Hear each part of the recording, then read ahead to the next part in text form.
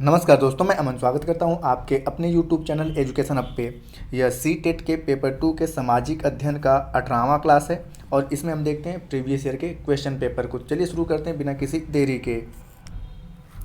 तो यहाँ पे पहला प्रश्न पूछा गया है कि निम्नलिखित में से कौन सा कथन प्रख्यात महाकाव्य शिल्पाधिकारम के विषय में सही है।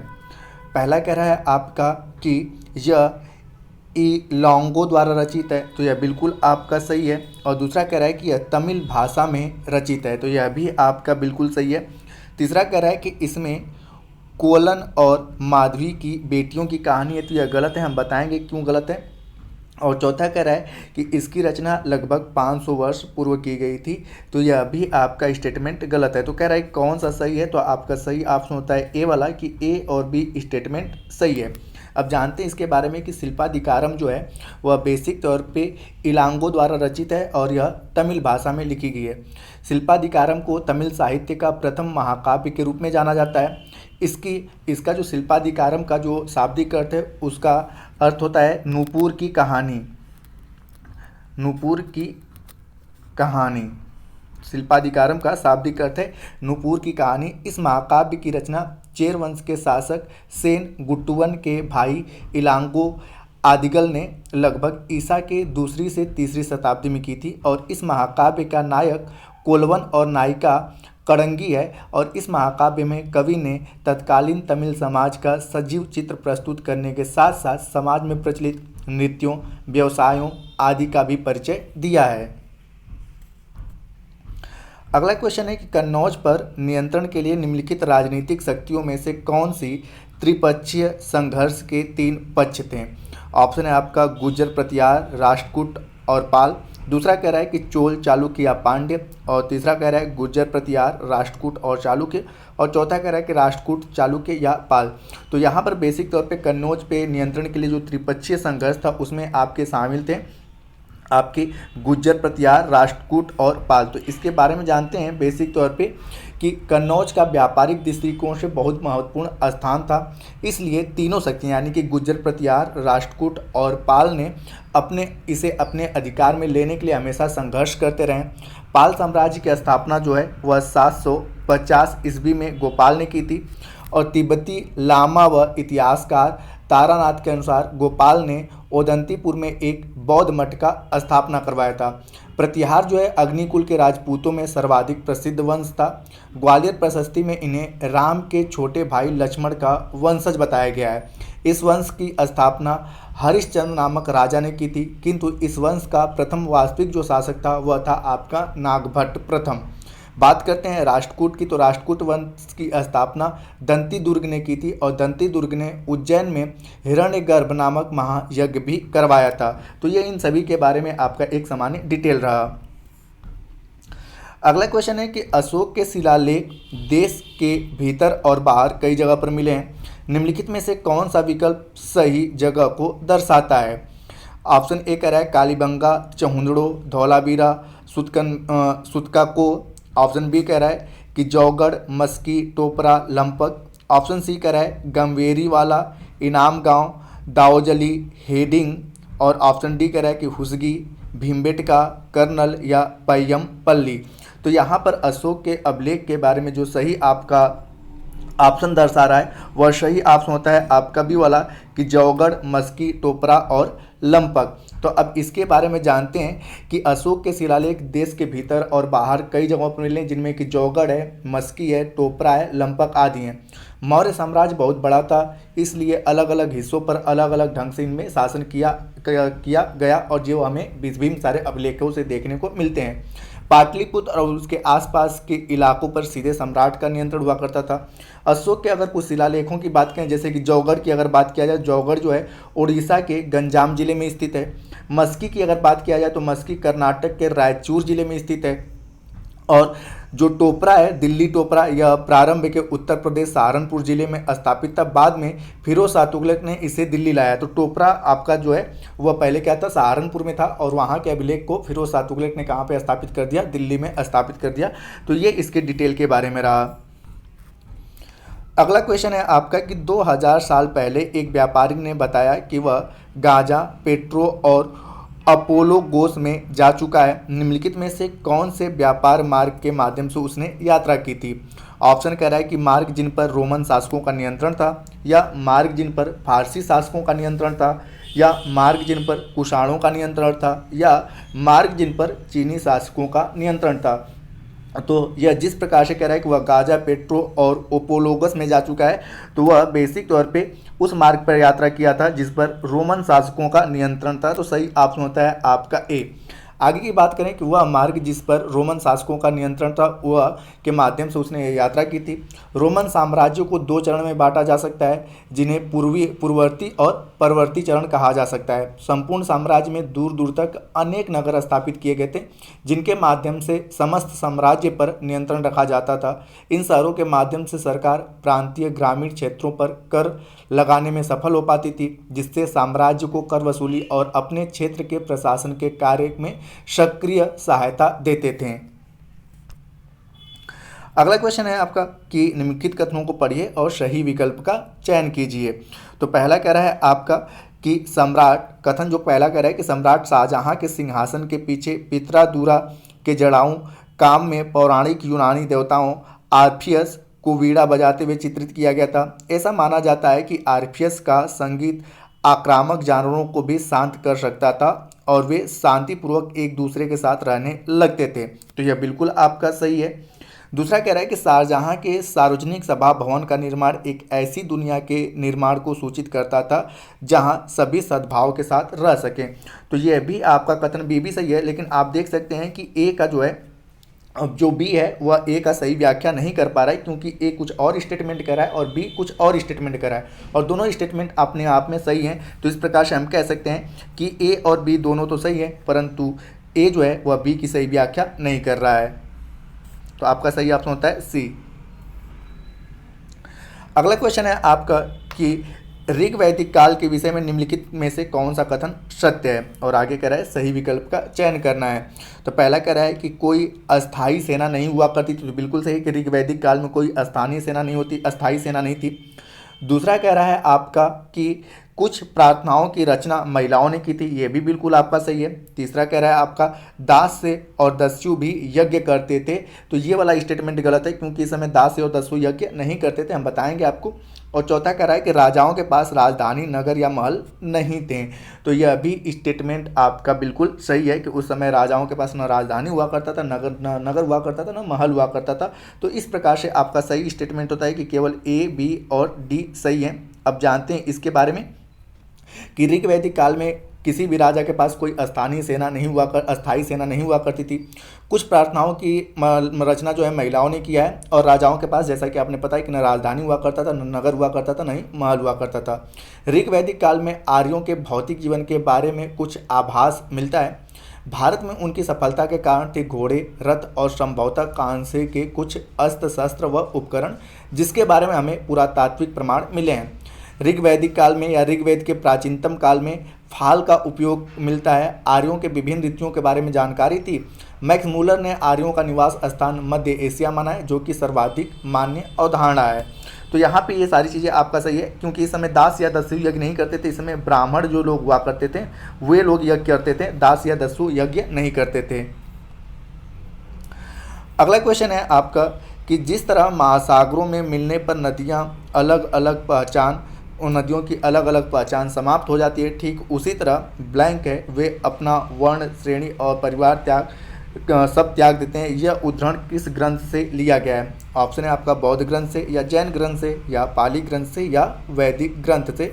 तो यहाँ पर सही ऑप्शन होता है कि यह जो स्टेटमेंट लिया गया है वह बौद्ध ग्रंथ से लिया गया है, कि जिस तरह से महासागरों के मिलने पर नदियों की अलग अलग पहचान समाप्त हो जाती है, ठीक उसी तरह से बुद्ध के अनुयायी अपना वर्ण, श्रेणी और परिवार सब त्याग देते थे। यह प्रसिद्ध उदाहरण जो है वह बौद्ध ग्रंथ से लिया गया है। संघ में प्रवेश लेने वाले में ब्राह्मण, क्षत्रिय, व्यापारी, मजदूर, नाई, गणिका तथा दास शामिल थे। प्रायः किसी धनी व्यापारी, राजा अथवा भूस्वामी द्वारा दान में दी गई भूमि पर विहार का निर्माण होता था। स्थानीय व्यक्ति भिक्षु भिक्षुणियों के लिए भोजन, वस्त्र तथा दवाइयाँ लेकर आते थे, जिनके बदले ये उन लोगों को शिक्षा देते थे। आगे आने वाले शताब्दी में बौद्ध धर्म उपमहाद्वीप के विभिन्न हिस्सों के साथ साथ बाहरी क्षेत्रों में भी फैल गया। और आपने पता है कि बौद्ध धर्म के संस्थापक महात्मा बुद्ध थे। अगला क्वेश्चन है आपका कि ईस्ट इंडिया कंपनी के दौरान नील खेती की निज व्यवस्था के किसानों के लिए अपनी अलग अलग समस्याएं थीं। उन्होंने निज व्यवस्था के परिणाम स्वरूप निम्नलिखित में से समस्याओं का सामना किया। तो अब ये कह रहा है कि किन समस्याओं का सामना किया। पहला कह रहा है कि जो नील की फैक्ट्री के आसपास रहते थे उन्हें उनकी ज़मीन से हटा दिया गया। दूसरा कह रहा है कि उन्होंने अपनी ज़मीन के 1/4 हिस्से में नील की खेती के लिए मजबूर किया। ये आपका गलत है, ये आपका सही है। अगला कह रहा है कि अनुबंधों ने उन्हें अग्रिम धन तो दिलाया परंतु उनके ऋण बढ़ते रहे। यह भी गलत है, क्योंकि अग्रिम न तो धन दिलाया और फिर भी उनके ऋण भी क्या होते गए, बढ़ते गए। और अगला कह रहा है कि ग्राम प्रमुख उन्हें अनुबंध के लिए मजबूर कर रहे थे। तो यहाँ पे ग्राम प्रमुख मजबूर नहीं करते थे, सीधे अंग्रेज ही उन्हें बेसिक तौर पे अनुबंध के लिए क्या करते थे, मजबूर करते थे। या तो कोई बिचौलिया हुआ करता था, वह अनुबंध के लिए मजबूर करता था। तो इस प्रकार से आपका सही कथन होता है ए वाला। और यहाँ पे 1/4 नहीं, 1/3 भाग पे, ठीक है, 1/3 भाग पर खेती करने के लिए इन लोगों को मजबूर किया गया था। तो इसलिए 3 कठिया प्रथा का नाम भी आपने पता चलता होगा। तो इस प्रकार से तीनों स्टेटमेंट आपके गलत हैं और सही ऑप्शन होता है ए वाला। अगला क्वेश्चन है निम्नलिखित में से किसने स्त्री पुरुष तुलना नाम से एक किताब प्रकाशित की जिसमें पुरुषों और महिलाओं के बीच मौजूद सामाजिक फर्कों की आलोचना की गई थी। ऑप्शन है पंडिता रमाबाई या सावित्रीबाई फुले या ईश्वरचंद्र विद्यासागर या ताराबाई शिंदे। तो यहाँ पर ताराबाई शिंदे ने एक पुस्तक लिखी जिसका नाम था स्त्री पुरुष तुलना, और इसमें बेसिक तौर पे पुरुषों और महिलाओं के बीच जो सामाजिक फर्कों की चीज़ें थी उनकी आलोचना की गई। और साथ ही साथ अगर बात करें तो अपने निबंध में ताराबाई शिंदे ने जाति की सामाजिक असमानता के साथ साथ अन्य कार्यकर्ताओं के प्रतिशस्तात्मक विचारों की भी इन्होंने आलोचना की थी, जो कि हिंदू समाज में जाति को ही विरोध भाव का मुख्य रूप मानते थे। इनके अगर बात करें ताराबाई शिंदे का, तो इनका जन्म मराठी कुणबी परिवार में हुआ था और उनके पिता हरि शिंदे ज्योतिबा फुले के ब्राह्मण विरोधी आंदोलन से जुड़े थे। ताराबाई शिंदे के पिता सत्यशोधक समाज के संस्थापक सदस्य के रूप में थे और सत्यशोधक समाज की स्थापना किसने किया था, तो ज्योतिबा राव फुले ने। तो हालांकि इस क्वेश्चन के अकॉर्डिंग आपका सही ऑप्शन होता है डी। अगला क्वेश्चन है कि निम्नलिखित में से किसका संबंध जातिगत भेदभाव के विरुद्ध आंदोलन से था। ऑप्शन है सनातन धर्म सभा या भारत धर्म महामंडल या सनातनीय आंदोलन या ब्राह्मण सभा। तो यहाँ पर बेसिक तौर पे जातिगत भेदभाव के विरुद्ध जो आंदोलन से जुड़ा था उसका नाम था आपका सतनामी आंदोलन। ठीक है, आपका सतनामी आंदोलन की बात किया जाए तो यह मध्य भारत में सतनामी आंदोलन की शुरुआत घासीदास ने किया था और सामाजिक स्थिति में सुधार करने के लिए आंदोलन को छेड़ दिया। पूर्वी बंगाल में हरिदास ठाकुर के मतुआ पंथ ने चांडाल काश्तकारों के बीच में काम किया और हरिदास ने जाति प्रथा को सही ठहराने वाले ब्राह्मणवादी ग्रंथों पर सवाल भी उठाया। जातिगत भेदभाव के विरुद्ध कई अन्य नेता थे जिनमें एक विशेषतः उल्लेखनीय योगदान ज्योतिबा राव फुले का है। बात करते हैं ज्योतिबा राव फुले की, तो इनका जन्म 1827 में हुआ था और इन्होंने ब्राह्मणों के जातिगत दावे और जो अपने आप को विशिष्ट बताते थे उन पर खुलकर प्रहार किया और इन्होंने इसके लिए सत्यशोधक समाज की स्थापना भी किया था।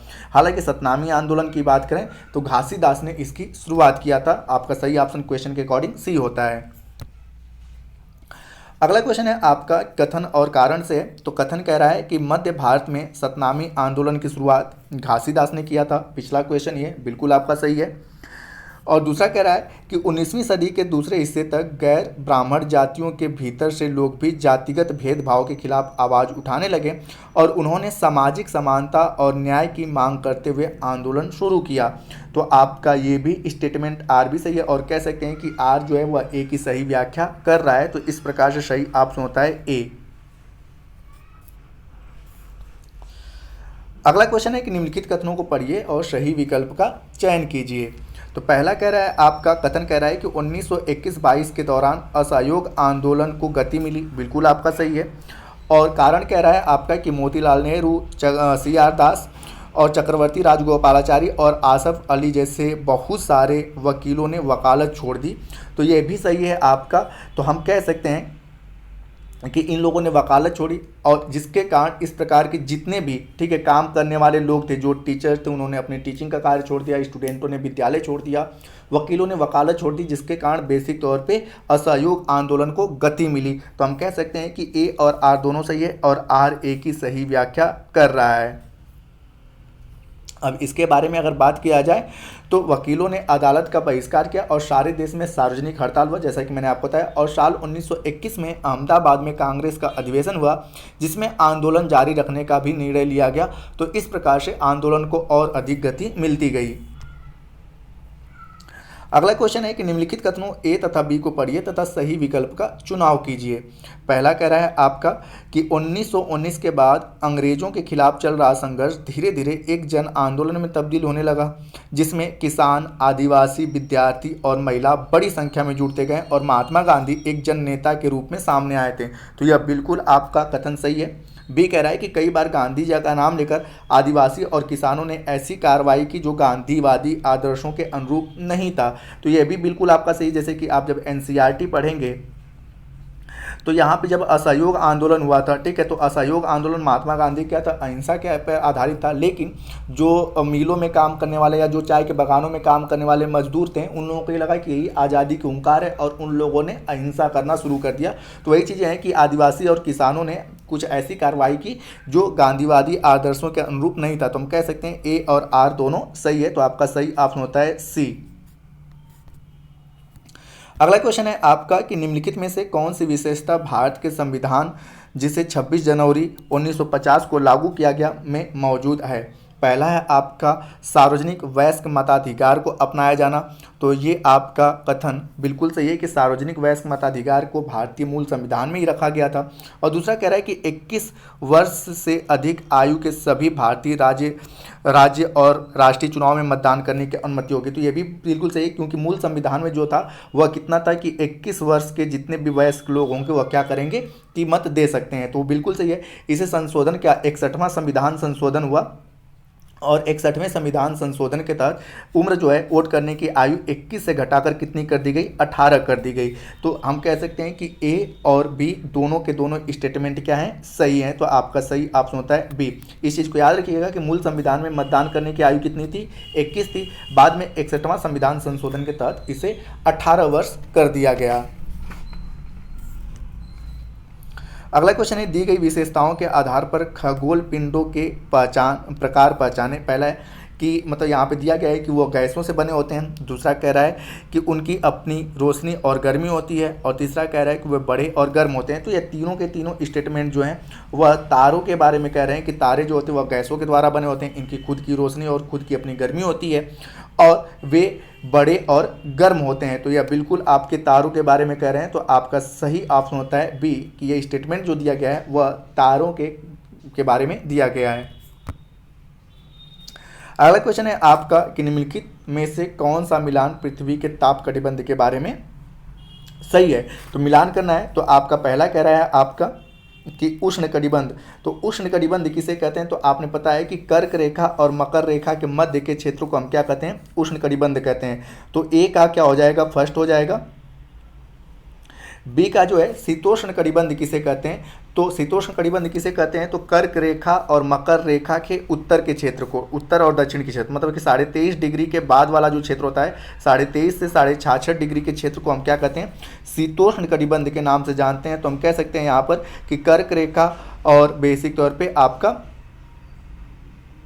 यहाँ पे आपका शीतोष्ण कटिबंध दिया है। तो शीतोष्ण कटिबंध में कह सकते हैं कि कर्क रेखा और उत्तरी ध्रुव वृत्त के मध्य का क्षेत्र। तो यह बिल्कुल सही है कि आपका कर्क रेखा और उत्तरी ध्रुव वृत्त के मध्य के क्षेत्र को हम क्या कह लेते हैं, आपका शीतोष्ण कटिबंध कह लेते हैं। तो बी का हो जाएगा 2। और सी कह रहा है शीत कटिबंध किसे कहते हैं, तो उत्तरी ध्रुव वृत्त और उत्तर ध्रुव के बीच का जो मध्य का क्षेत्र होता है। तो यहाँ पे जो उत्तरी ध्रुव वृत्त है और उत्तरी ध्रुव के बीच का जो क्षेत्र होता है पृथ्वी पर, ये वाला जो क्षेत्र होता है इसे हम क्या कह लेते हैं, शीत कटिबंध कह लेते हैं। तो आपका सी का हो जाएगा 3rd। तो इस प्रकार से सही ये आपका मैचअप होता है। अगला क्वेश्चन कह रहा है कि दी गई विशेषताओं के आधार पर देशांतर यानी कि यामात्रा पहचाने। पहला कह रहा है कि इस रेखा का मान 0 डिग्री है तो आपका होता है कि इस रेखा का मान 0 डिग्री, यहाँ पे इसके बारे में कह रहा है। दूसरा कह रहा है कि यह उत्तरी ध्रुव से दक्षिणी ध्रुव की ओर जाता है, तो बिल्कुल यह उत्तरी ध्रुव से दक्षिणी ध्रुव की ओर जाता है। और अगला कह रहा है कि यह ग्रीनविच के मध्य से जाती है। तो यह जो पूरी विशेषताएं आपका जो बता रहा है वह प्रमुख यामोत्तर रेखा यानी कि जिसको हम लोग GMT ग्रीनविच मीन टाइम के नाम से जानते हैं, इसके बारे में आपका कह रहा है। तो ये आपका जो ऑप्शन होगा यह प्रमुख यामोत्तर रेखा के बारे में कह रहा है, तो सही ऑप्शन होता है डी। अगला क्वेश्चन है आपका कि निम्नलिखित में कौन सा मिलान अक्षांश और देशांतर के लिए सही है। तो पहला कह रहा है कि भारतीय यामोत्तर, तो आपने पता है कि भारत का मानक समय जिसे हम लोग IST कहते हैं वह कितने से लिया गया है, तो 82.5 डिग्री पूर्वी देशांतर से लिया गया है। तो यहाँ पर पूर्वी पश्चिमी नहीं लिखा गया है, तो बेसिक तौर पे हम यहाँ पे समझने की कोशिश करेंगे, ठीक है। तो 82.5 डिग्री पूर्वी देशांतर से लिया गया है, तो पहले का क्या हो जाएगा आपका 4 भारतीय यामोत्तर है। दूसरा है आपका बी कि ग्रीनविच यामोत्तर, तो आपने पता है GMT यानी ग्रीनविच मीन टाइम कितने को कहते हैं हम लोग, 0 डिग्री देशांतर रेखा को ग्रीनविच मीन टाइम के नाम से जानते हैं। तो आपका क्या हो जाएगा, आपका बी का फर्स्ट हो जाएगा। उसके बाद सी कह रहा है कि दक्षिणी ध्रुव वृत्त, तो दक्षिणी ध्रुव वृत्त किसे कहते हैं, तो 66.5 डिग्री को हम लोग 66.5 डिग्री, ठीक है, जो आपका साउथ में होता है, 66.5 डिग्री साउथ वाले हम लोग अक्षांश को हम लोग दक्षिणी ध्रुव वृत्त के नाम से जानते हैं। तो सी का हो जाएगा 2, ठीक है। और उसके बाद कह रहा है कर्क रेखा, तो 23.5 डिग्री पूर्वी देशांतर को, ठीक है, सॉरी 23.5 डिग्री उत्तरी देशांतर को हम लोग क्या कर लेते हैं, उत्तरी अक्षांश को 23.5 डिग्री उत्तरी अक्षांश रेखा को हम लोग क्या कर लेते हैं, कर्क रेखा के नाम से जानते हैं। तो डी का हो जाएगा आपका 3। तो ये आपका सही मैचअप होता है। फिर से बता देते हैं कि भारतीय यामोत्तर 82.5 डिग्री पूर्वी देशांतर को हम लोग भारतीय यामोत्तर के नाम से जानते हैं। ग्रीनविच तो 0 डिग्री देशांतर को हम लोग ग्रीनविच के नाम से जानते हैं। दक्षिणी ध्रुव वृत्त तो 66.5 डिग्री दक्षिणी अक्षांश को, ठीक है, 66.5 डिग्री दक्षिणी अक्षांश को हम लोग दक्षिणी ध्रुव वृत्त के नाम से जानते हैं। और कर्क रेखा तो 23.5 डिग्री उत्तरी अक्षांश को हम लोग कर्क रेखा के नाम से जानते हैं। अगला क्वेश्चन है कि भूमध्य सागरीय वनस्पतियां निम्नलिखित में से कौन से क्षेत्र में पाई जाती हैं। अब यहाँ पे ऑप्शन के भूमध्य सागरीय की अगर बात किया तो मध्य अमेरिका, तो आपने पता है कि मध्य अमेरिका वाले क्षेत्र में भूमध्य सागरीय वनस्पतियां नहीं पाई जाती हैं। दूसरा है संयुक्त राज्य अमेरिका और कैलिफोर्निया के मध्य ये पाई जाती हैं। यह दक्षिण पश्चिमी अफ्रीका में पाई जाती हैं और दक्षिण पश्चिमी ऑस्ट्रेलिया में भूमध्य सागरीय वनस्पतियाँ पाई जाती हैं। अगर भूमध्य सागरीय वनस्पतियों की बात करें तो इनमें कौन कौन सी वनस्पतियां होती हैं और इनके प्रदेश कहते हैं, तो इन प्रदेशों में गर्म, शुष्क एवं वर्षा वाली मृदु शीत ऋतुएं होती हैं। इन प्रदेशों में आमतौर पर संतरा, अंजीर, जैतून, नींबू एवं अंगूर जैसे फल को पैदा किया जाता है। इस प्रदेश को विश्व का फलोद्यान भी कहा जाता है। भूमध्य सागरीय वृक्ष शुष्क ग्रीष्म ऋतु में स्वयं को ढाल लेते हैं और इनकी मोटी छाल एवं पत्तियां वाष्पोत्सर्जन को रोकती हैं। तो भूमध्य सागरीय वनस्पतियों के अगर बारे में बात किया जाए तो जहां पर रसीले फल मिलते हैं उन्हीं को हम लोग भूमध्य सागरीय पौधे कहते हैं। तो इन सारे क्षेत्रों में भूमध्य सागरीय वनस्पतियां पाई जाती हैं। तो इस प्रकार से आपका सही ऑप्शन होता है सी।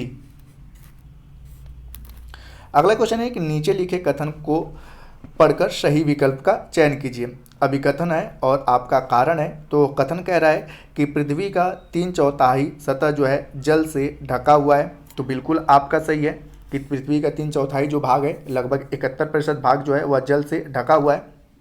दूसरा कह रहा है कि पृथ्वी की सतह पर साफ पानी से अधिक खारा पानी है।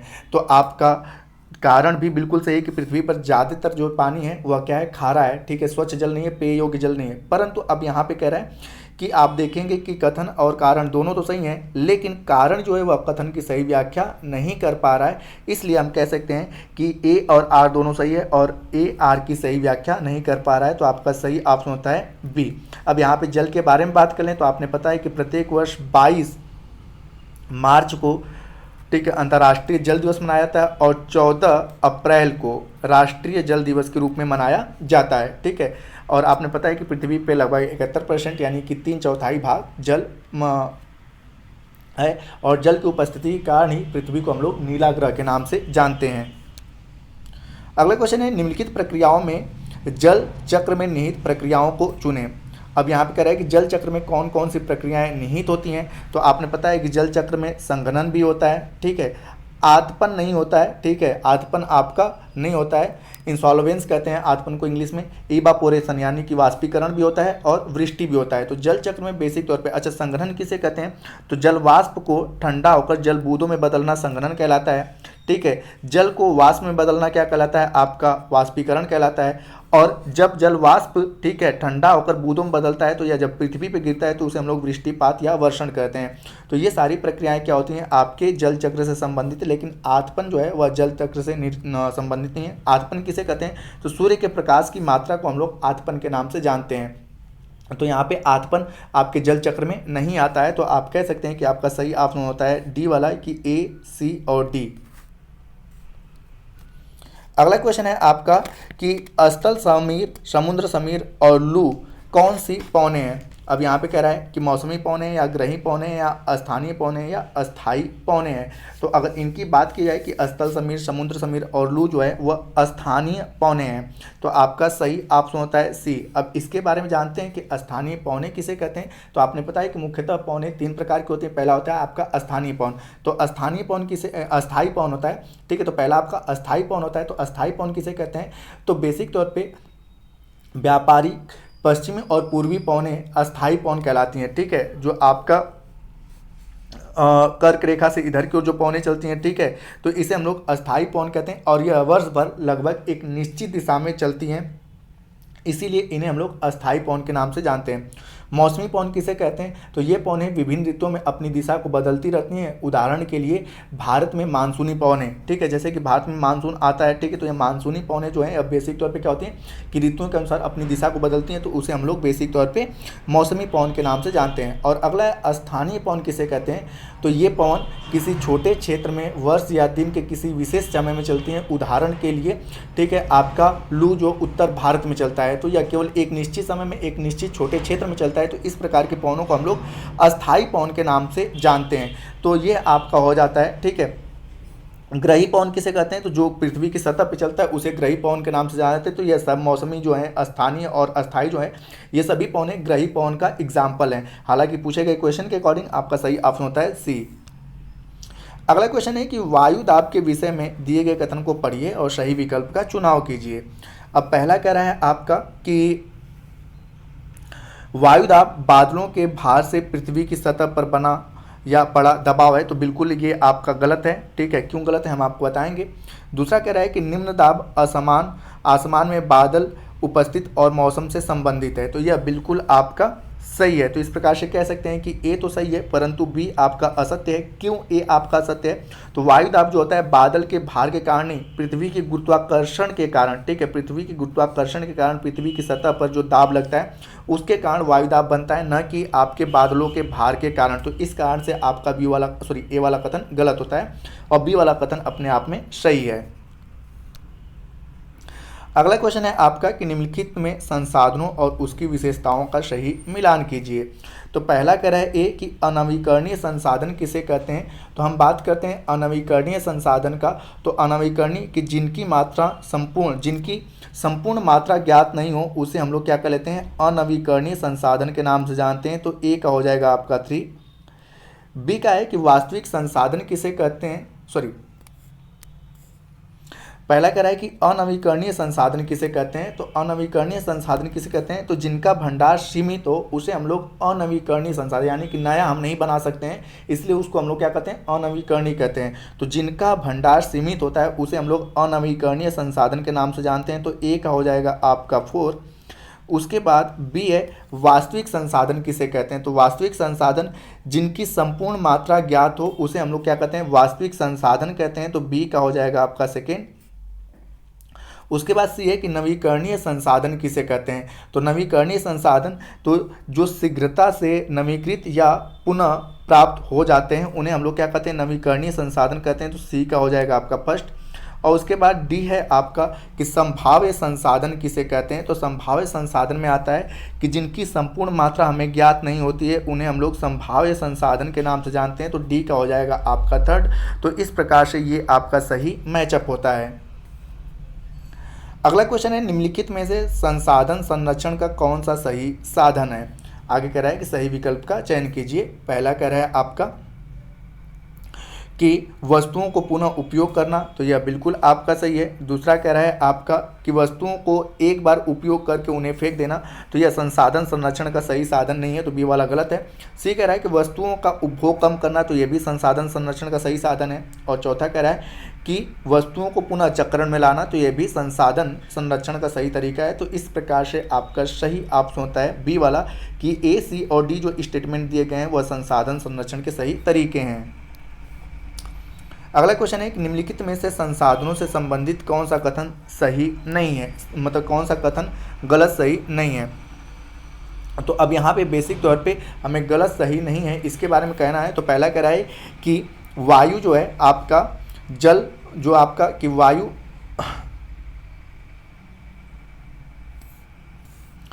यहाँ पे गलत है यानी कि सही नहीं है। तो यहाँ पे कह रहा है कि कौन सा कथन गलत है यानी कि सही नहीं है, तो इसके बारे में जानना है। तो पहला कह रहा है कि वायु, जल, मिट्टी और खनिज प्राकृतिक संसाधन है, तो यह बिल्कुल सही है। दूसरा जो कह रहा है वह कह रहा है आपका कि समय के साथ संसाधन आर्थिक रूप से मूल्यवान हो सकते हैं, तो यह भी बिल्कुल आपका सही है। अगर तीसरा कह रहा है कि लोग स्वयं संसाधन नहीं है, तो ये गलत है, क्योंकि बेसिक तौर पे अपने आप में लोग स्वयं क्या है, संसाधन है, मानव भी एक संसाधन है। तो इस प्रकार से सी वाला स्टेटमेंट आपका सही नहीं है।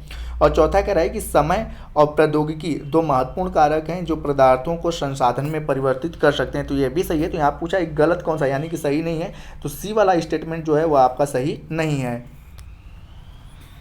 अगला क्वेश्चन है निम्नलिखित आर्थिक गतिविधियों का कार्य वर्गों के साथ सुलेख कीजिए। तो पहला कह रहा है कि प्राथमिक क्रिया में कौन आता है, तो प्राथमिक क्रिया में होता है कृषि और मत्स्यन। तो पहले का हो जाएगा आपका 2 कि प्राथमिक क्रिया में कृषि और मत्स्यन आएगा। बी है आपका द्वितीय क्रिया, तो द्वितीय क्रिया में कौन सा आपके आते हैं, तो आ जाएगा डबल रोटी बनाना और कपड़े बुनना, ये आपके द्वितीय क्रिया में आ जाएगा। और उसके बाद सी कह रहा है तृतीय क्रिया, तो व्यापार और यातायात ये सारी चीज़ें जो आती हैं वो आपके तृतीय क्रिया में आती हैं, तो ये सही आपका मैचअप है। आगे की बात करते हैं कि प्राथमिक क्षेत्र, यह क्षेत्र प्रत्यक्ष रूप से पर्यावरण पर निर्भर होता है। इसके अंतर्गत कृषि और मत्स्यन और पशुपालन और खनन आदि आते हैं। द्वितीय क्षेत्र की अगर बात किया है तो द्वितीय क्षेत्र जो होते हैं प्राथमिक क्षेत्र से प्राप्त कच्चे माल को विनिर्मित करके उत्पाद तैयार किया जाता है, जैसे गेहूं से ब्रेड बनाना, कपास से कपड़े बनाना, तो ये सारी चीज़ें द्वितीय क्षेत्र में आते हैं। और तृतीय क्षेत्र तो इसमें विभिन्न प्रकार की सेवाओं से उत्पादन से संबंधित होते हैं, जैसे कि व्यापार, यातायात, बैंकिंग, ये सारे के सारे आपके तृतीय क्षेत्र में आते हैं।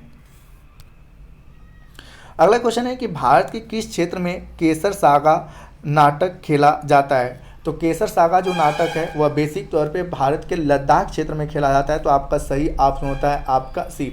बात करते हैं कि केसर सागा एक प्राचीन तिब्बती महाकाव्य है जो मंगोलिया, मध्य एशिया और चीन तक फैले पूरे तिब्बती क्षेत्र में वर्णित है। केसर सागा लद्दाख और तिब्बत का प्रसिद्ध ग्रंथ है।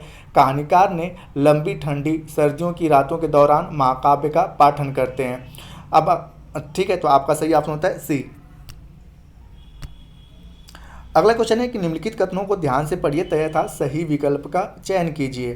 कथन कह रहा है आपका कि भारतीय स्वतंत्रता संग्राम में भिन्न सांस्कृतिक, धार्मिक तथा क्षेत्रीय पृष्ठभूमि वाले लोगों ने हिस्सा लिया तथा देश को स्वतंत्रता दिलाई।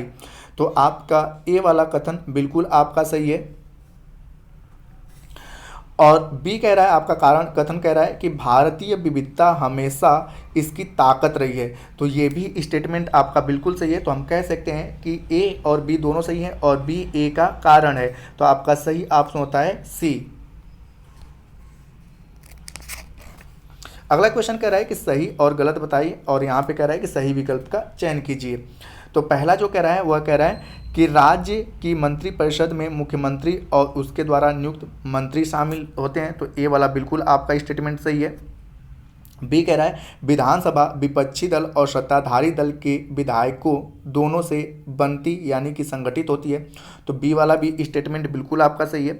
और सी कह रहा है कि विधानसभा का सदस्य बनने के लिए संसद सदस्य लोगों द्वारा चयनित प्रतिनिधि होते हैं, तो यह गलत है, क्योंकि यहाँ पे संसद सदस्य द्वारा नहीं होते हैं, ये लोग खुद मतलब कि विधानसभा के द्वारा या लोगों के द्वारा चयनित प्रतिनिधि होते हैं, तो सी वाला स्टेटमेंट आपका गलत होता है। तो आपका सही ऑप्शन है बी कि केवल ए और बी आपका सही है।